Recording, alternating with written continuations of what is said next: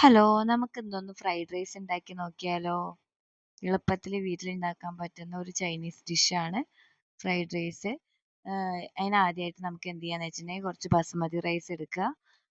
അത് നന്നായി കഴുകിയിട്ട് വേവിച്ചിട്ട് മാറ്റി വെക്കുക. എന്നതിന് ശേഷം അതിലെ വെള്ളം വലിയാൻ വരെ നമ്മൾ കുറച്ച് നേരം മാറ്റി വെക്കണം. അതിനുശേഷം ഇതിലേക്കുള്ള പച്ചക്കറി സാധനങ്ങൾ അരിഞ്ഞു വെക്കുക. എന്തൊക്കെയാണ് വേണ്ടതെന്ന് വെച്ചിട്ടുണ്ടെങ്കിൽ ക്യാപ്സിക്കം, ക്യാരറ്റ്, വലിയ ഉള്ളി, ബീൻസ്, കാബേജ്, അതേപോലെ കുറച്ച് വെളുത്തുള്ളി, പിന്നെ കുറച്ച് പച്ചമുളക്, ഇവയൊക്കെ നന്നായിട്ട് കട്ട് ചെയ്ത് മാറ്റി വെച്ചിട്ടുണ്ട്. ഇനി അതിന് ശേഷം നമ്മൾ ഇതെല്ലാം ഉണ്ടാക്കുന്നത് അടുപ്പത്താണ് ട്ടോ. ശരിക്കും നമ്മൾ എങ്ങനെയാണ് ഫ്രൈഡ് റൈസ് ഉണ്ടാക്കേണ്ടതെന്ന് വെച്ചിട്ടുണ്ടെങ്കിൽ ഹൈ ഫ്ലെയിമിൽ വെച്ചാണ് ഉണ്ടാക്കേണ്ടത്. ഇതിപ്പോ നമ്മൾ വീട്ടിൽ ഉണ്ടാക്കണോണ്ട് അടുപ്പിൽ വെച്ചാണ് ഉണ്ടാക്കുന്നത്. അത് നമ്മൾ നന്നായി കത്തിച്ചു കൊടുക്കുന്നുണ്ട്. പിന്നെ ഇതിലേക്ക് വേണ്ട ഇൻഗ്രീഡിയന്റ് എന്തൊക്കെയാണെന്ന് വെച്ചിട്ടുണ്ടെന്നുണ്ടെങ്കിൽ നമ്മൾ സൺഫ്ലവർ ഓയിലാണ് ഇതിലേക്ക് മെയിൻ ആയിട്ട് യൂസ് ചെയ്യുന്നത്. അതേപോലെ സോയാ സോസും നിർബന്ധമാണ്. ആദ്യം നമ്മൾ അടുപ്പത്ത് ചട്ടി വെച്ചിട്ടുണ്ട്. ഇനി അതിലേക്ക് നമുക്ക് ആദ്യം ഇട്ട് കൊടുക്കുന്നത് വെളുത്തുള്ളിയാണ്. വെളുത്തുള്ളി നന്നായി ചെറുതായി അരിഞ്ഞത് ഇട്ട് കൊടുത്തിട്ടുണ്ട്. പിന്നെ അത് നന്നായിട്ടൊന്ന് ഇളക്കി കൊടുക്കുക. അതിനുശേഷം അതിലേക്ക് വലിയ ഉള്ളി ഇട്ട് കൊടുക്കുന്നുണ്ട്. വലിയ ഉള്ളി ഇട്ടിട്ട് അതും ഇളക്കി കൊടുക്കുക. പിന്നെ നമ്മൾ ഗ്യാസ്മേലല്ല ഉണ്ടാക്കുന്നത്, അടുപ്പത്താണ്. നമുക്ക് തീ മാനേജ് ചെയ്യാൻ പറ്റില്ല. അത് കാരണം നമ്മൾ സാധനങ്ങൾ ഇട്ട് കൊടുത്ത ഉടനെ തന്നെ ഇളക്കി മിക്സ് ചെയ്യുകയാണെന്നുണ്ടെന്നുണ്ടെങ്കിലാണ് അങ്ങനെ കരിയാതെ അടി പിടിക്കാതെയൊക്കെ നമുക്കത് കിട്ടുള്ളൂ. ഇനി നമുക്ക് അതിലേക്ക് നമ്മുടെ അരിഞ്ഞു വെച്ചിട്ടുള്ള ക്യാരറ്റ് ഇട്ട് കൊടുക്കുക. ക്യാരറ്റ് ഇട്ട് കൊടുത്തിട്ട് അത് നന്നായിട്ട് ഇളക്കി മിക്സ് ചെയ്യണം. അതേപോലെ ഇതിലെങ്ങനെയാണ് നമ്മൾ ചെയ്യേണ്ടതെന്ന് വെച്ചിട്ടുണ്ടെന്നുണ്ടെങ്കിൽ എല്ലാ വെജിറ്റബിൾസും നമ്മൾ കട്ട് ചെയ്ത് വെച്ചിട്ടുള്ളത് ഈ സൺഫ്ലവർ ഓയിൽ ഇട്ടിട്ട് നന്നായിട്ട് ഒന്ന് മൂത്ത പോലെ ആയതിനു ശേഷം അതിലേക്ക് അരി ഇടുകയാണ് ചെയ്യുന്നത്. അപ്പോൾ ഓരോന്ന് സ്റ്റെപ്പ് ആയിട്ടാണ് ഇടേണ്ടത്. പിന്നെ ക്യാരറ്റ് ഇട്ടതിന് ശേഷം നമ്മൾ പിന്നീട് ഇടുന്നത് ബീൻസ് ആണ്. ബീൻസ് ഇടും.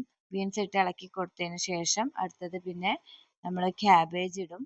ക്യാബേജ് ഇട്ട് ഇളക്കി കൊടുക്കുക നന്നായിട്ട്. ഇനി ഇതിലേക്ക് അടുത്തതായിട്ട് ആഡ് ചെയ്യാൻ പോകുന്നത് ക്യാബേജ് ആണ്. ക്യാബേജ് ആഡ് ചെയ്യും. അതിനുശേഷം പച്ചമുളക് ആഡ് ചെയ്യും, ചെറുതായി അരിഞ്ഞു വെച്ചത്. അതിനുശേഷം ലാസ്റ്റ് ആണ് നമ്മൾ ക്യാപ്സിക്കം ആഡ് ചെയ്യുക. എന്നിട്ട് ഇതെല്ലാം ആഡ് ചെയ്തതിന് ശേഷം നന്നായിട്ട് ഇളക്കി കൊടുക്കണം കേട്ടോ. നമ്മളിപ്പോൾ ഉണ്ടാക്കാൻ പോകുന്നത് വെജിറ്റബിൾ ഫ്രൈഡ് റൈസ് ആണ്. അത് കാരണത്താൽ അതിലേക്ക് നമ്മൾ വെജിറ്റബിൾസ് മാത്രമേ ഇടുന്നുള്ളൂ. ഇനി ബൈ ചാൻസ് നമ്മളിപ്പോൾ ചിക്കൻ ഫ്രൈഡ് റൈസോ അതേപോലെ എഗ് ഫ്രൈഡ് റൈസോ ഒക്കെയാണ് ഉണ്ടാക്കണമെന്നുണ്ടെന്നുണ്ടെങ്കിൽ നമ്മൾ ആദ്യം ഇതിൻ്റെ ഒപ്പം തന്നെ മുട്ട ചിക്കി പൊരിക്കും. അതേപോലെ ചിക്കൻ ഫ്രൈ ചെയ്ത് വെച്ചിട്ടുള്ളതൊക്കെ ഇട്ട് കൊടുക്കുകയൊക്കെ ചെയ്യും. ഇപ്പൊ നമ്മൾ വെജിറ്റബിൾ ഫ്രൈഡ് റൈസ് ആയത് കാരണത്താൽ നമ്മൾ ഉണ്ടാക്കുമ്പോൾ വെജിറ്റബിൾസ് ആയിരിക്കും ഇതിൽ കൂടുതലായിട്ട് ഉണ്ടാവുക. അതായത് നമ്മളെല്ലാം ഇടേണ്ട ഇൻഗ്രീഡിയൻസ് എല്ലാം ഇട്ടതിന് ശേഷം നന്നായിട്ട് ഇളക്കി കൊടുക്കുക. അടി പിടിക്കാതെ നോക്കുക മാക്സിമം. അതേപോലെ ഓയിൽ, സൺഫ്ലവർ ഓയിലിൻ്റെ കുറവുണ്ടെന്നുണ്ടെങ്കിൽ നമ്മൾ സൺഫ്ലവർ ഓയിൽ ഇത്തിരി ഒഴിച്ചു കൊടുക്കുക. പിന്നെ ഇതൊരു ചൈനീസ് ഡിഷാണ്. ഇതിൻ്റെ ഒപ്പം കഴിക്കാൻ ശരിക്കും നമുക്ക് ചിക്കൻ കറിയൊക്കെ ഉണ്ടാവണം, എന്നാലാണ് ടേസ്റ്റ്. പക്ഷെ നമുക്ക് ഇപ്പൊ നമ്മൾ വെജിറ്റബിൾ ഫ്രൈഡ് റൈസും അതേപോലെ തന്നെ ഒരു പുതിന ചമ്മന്തിയാണ് നമ്മൾ ഇന്ന് കാണിക്കാൻ പോണത്. ഇത് വളരെ എളുപ്പത്തിൽ ഉണ്ടാക്കാൻ പറ്റുന്ന ഒരു ഡിഷാണ് കേട്ടോ. എല്ലാവരും വീട്ടിലൊന്ന് ഉണ്ടാക്കി നോക്കുക. പിന്നെ അഭിപ്രായങ്ങൾ കമന്റ് ആയിട്ട് അറിയിക്കുകയും കൂടി ചെയ്യാം കേട്ടോ.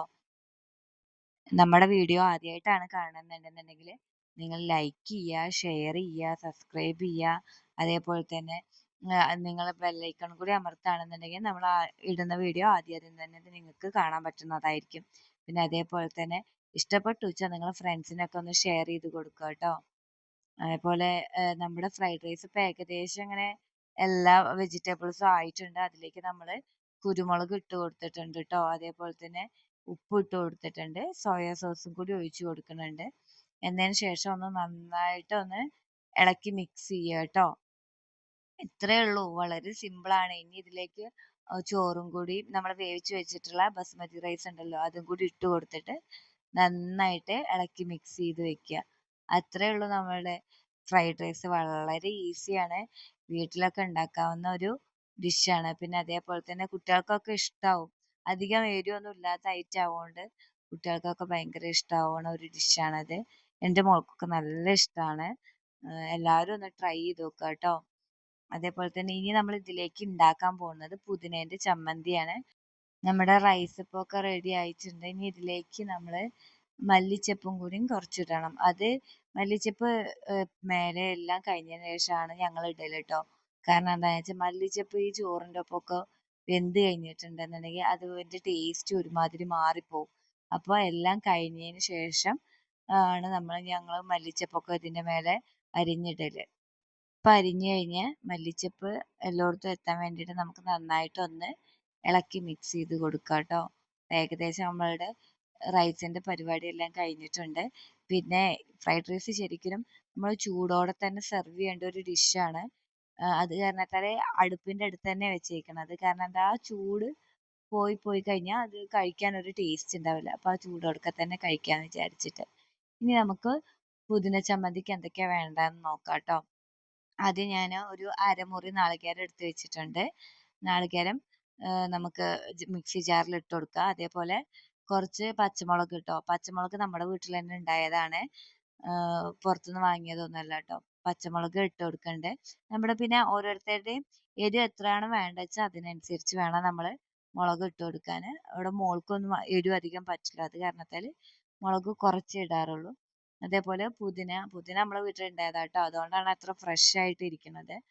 ഇത് നമ്മൾ പുതിനേന്റെ ഇലയും കൂടി നമ്മൾ ഇതിലേക്ക് ഇട്ട് കൊടുക്കണം ട്ടോ. തണ്ട് വേണ്ട, ഇല മാത്രം മതി. അപ്പോഴാണ് ആ ഒരു അതിന്റെ ആ ടേസ്റ്റ് നന്നായിട്ട് കിട്ടുള്ളൂ. അത് നമുക്ക് മിക്സി ജാറിൽ ഇട്ട് കൊടുക്കുക. എന്നതിന് ശേഷം ഇതിലേക്ക് സുർക്കയാണ് ഒഴിച്ചു കൊടുക്കുന്നത്. സുർക്ക പറഞ്ഞാൽ വിനാഗിരി, അത് കുറച്ച് ഒഴിച്ചു കൊടുക്കുന്നുണ്ട്. പിന്നെ അതിലേക്ക് ഉപ്പും കൂടി കൂട്ടിയിട്ടാണ് മിക്സി ജാറിൽ ഇട്ടിട്ട് നമ്മൾ അരയ്ക്കുന്നത് കേട്ടോ. പിന്നെ പുതിന ചമ്മന്തിക്ക് വിനാഗിരി വേണമെന്ന് നിർബന്ധമൊന്നുമില്ല കേട്ടോ. നമ്മളതിൽ ഇപ്പോൾ വിനാഗിരി മാത്രമേ ഉള്ളൂ. അത് കാരണത്താൽ വിനാഗിരി ഒഴിച്ചു കൊടുക്കണേ. അല്ല നാരങ്ങ ഉണ്ടെന്നുണ്ടെങ്കിൽ നാരങ്ങ നീര് ഒഴിച്ചു കൊടുത്താലും മതി. പിന്നെ നാരങ്ങ നീര് ഒഴിച്ചു കൊടുക്കുമ്പോൾ നമ്മൾ മെയിനായിട്ട് ശ്രദ്ധിക്കേണ്ട കാര്യം നാരങ്ങൻ്റെ കുരു പെടാൻ പാടില്ല. ഒരു നാരങ്ങ നീര് മാത്രം ഒഴിച്ചു കൊടുക്കുകയാണ് ചെയ്യേണ്ടത് കേട്ടോ. അപ്പോൾ നമ്മളെ ചമ്മന്തി ആയിട്ടുണ്ട്. മിക്സിയിൽ നന്നായിട്ട് അരച്ചെടുത്തിട്ടുണ്ട്. പിന്നെ ആ ചമ്മന്തിയിൽ ഒന്ന് ഗാർണിഷ് ചെയ്യാൻ വേണ്ടിയിട്ട് ഞാനൊരു പുതിനയും കൂടി വെച്ചിട്ടുണ്ട്. ഇനി നമുക്ക് ഈ ചമ്മന്തി അതേപോലെ നമ്മുടെ ഫ്രൈഡ് റൈസും കൂടിയിട്ട് നമുക്കൊന്ന് പ്ലേറ്റിലേക്ക് സെർവ് ചെയ്യാം ട്ടോ. കഴിച്ച് നോക്കാം എങ്ങനെ ഉണ്ടെന്ന് നോക്കാൻ വേണ്ടിയിട്ട്. അപ്പം ഞാൻ കുറച്ച് ചമ്മന്തി എടുത്തിട്ട് പ്ലേറ്റിന്റെ ഒരു അരികിൽ ഇടുന്നുണ്ട്. ബാക്കി നമുക്ക് ഫ്രൈഡ് റൈസും കൂടി ഇട്ട് കൊടുക്കാം ട്ടോ അതിലേക്ക്. ഫ്രൈഡ് റൈസ് ഇപ്പോൾ ആയിട്ടുണ്ട്. ഒന്ന് ചൂടാറിയിട്ടുണ്ട്. ഇപ്പോൾ കഴിക്കാൻ പറ്റുന്ന ഒരു ഇളം ചൂടിലാണ് ഇരിക്കുന്നത്. അപ്പോൾ നമുക്ക് ആവശ്യത്തിന് ഫ്രൈഡ് റൈസും കൂടി എടുത്തിട്ട് ഒന്ന് ടേസ്റ്റ് ചെയ്ത് നോക്കാം. ഉണ്ടാക്കിയ ഉടനെ തന്നെ എന്താണ് എല്ലാവരും ടേസ്റ്റ് ചെയ്ത് നോക്കി കേട്ടോ. വീട്ടിൽ എല്ലാവരും നല്ല അഭിപ്രായമാണ് പറഞ്ഞത്. എല്ലാവർക്കും ഇഷ്ടമായി. നിങ്ങളും ഒന്ന് കഴിച്ചു നോക്കിയിട്ട് അഭിപ്രായങ്ങൾ പറയാം. Okay, by.